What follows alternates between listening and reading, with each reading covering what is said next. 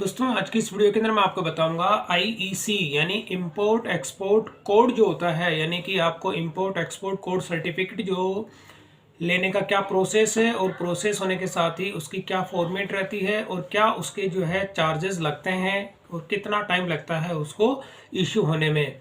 तो ये जो अब मैं बात कर रहा हूँ आईईसी जो इंपोर्ट एक्सपोर्ट कोड होता है, ये बेसिकली आपको जो आपके इंटरनेशनल जो ऑर्डर आपको रिसीव होते हैं उनके लिए इनकी रिक्वायरमेंट होती है। यानी कि कोई अगर आप इंडिया से बाहर कोई माल अपना एक्सपोर्ट करना चाहते हैं या इंपोर्ट करना चाहते हैं तो एक्सपोर्ट और इंपोर्ट दोनों के केस में ही आपको आईईसी लेना कंपलसरी होता है। बिना इसके आप ना इंपोर्ट कर सकते हैं और ना ही कोई आप अपने प्रोडक्ट को एक्सपोर्ट कर सकते हैं।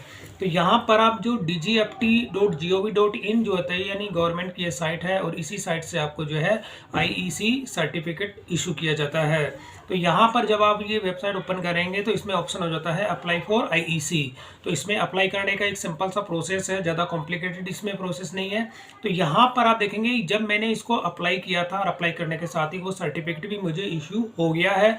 तो मैं अब अपने इसमें आपको लॉगिन करके दिखा देता हूँ। ये मेरा अभी आप देखेंगे कि आईईसी जो डीजीएफटी की जो साइट है उसका मैंने लॉगिन किया हुआ है और इसी के अंदर आपको कुछ ये स्टेप्स होती है। सबसे पहले आपको क्या करना होता है, अपनी जो बेसिक डिटेल होती है वो आपको इसके अंदर फीड करनी होती है। बेसिक डिटेल के साथ में आपकी जो फर्म होती है, फर्म की वो डिटेल आपको देनी होती है, यानी जो जीएसटी सर्टिफिकेट होता है वो भी आपको यहाँ पे शेयर करना होता है।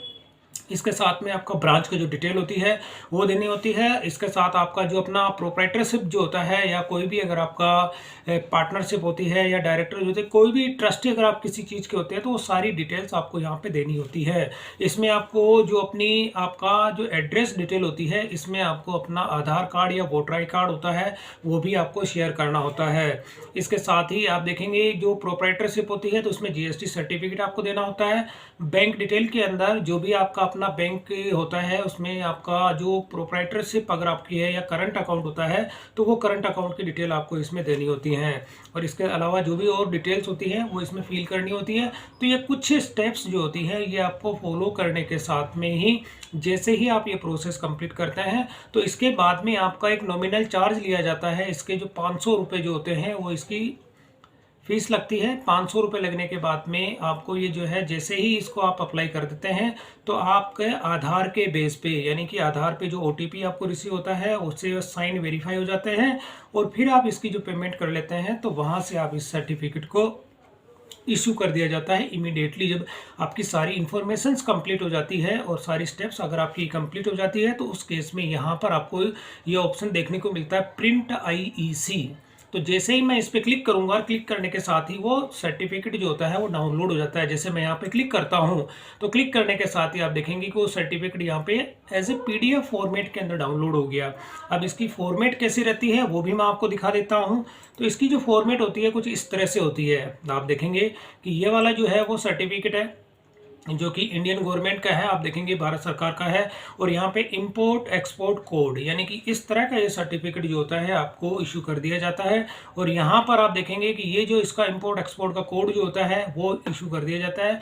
और ये आप देखेंगे कि सेम ये सर्टिफिकेट मैंने आपको अभी दिखाया था, ये सर्टिफिकेट होता है कि आपको इंपोर्ट एक्सपोर्ट कोड जो है इसमें इशू कर दिया जाता है। अब आप इस सर्टिफिकेट के बेस पे जो इंपोर्ट और एक्सपोर्ट जो होता है वो अपने प्रोडक्ट को आप इंपोर्ट भी कर सकते हैं। कोई अगर आपको इंडिया से बाहर का अगर अपने प्रोडक्ट आप अगर परचेज करते हैं तो उस केस में ये सर्टिफिकेट आपको देना होता है। और इसके अलावा कोई अगर आपके प्रोडक्ट होते हैं उसको भेजने के लिए भी आपको एक्सपोर्ट करना होता है तो इसके लिए इस सर्टिफिकेट की ज़रूरत होती है। तो यहाँ पर ये वाला जो प्रोसेस होता है एक सिंपल सा प्रोसेस है, विद इन मिनट्स के अंदर आप यानी 10 से 15 मिनट का ये प्रोसेस होता है और इसमें सर्टिफिकेट आपको इशू कर दिया जाता है डीजीएफटी जो भारत सरकार की ये वेबसाइट है इसकी ओर से। और इसमें रजिस्ट्रेशन का सिंपल से स्टेप्स आपको फॉलो करनी होती है, ज़्यादा कॉम्प्लिकेटेड इसमें इशू नहीं आता है।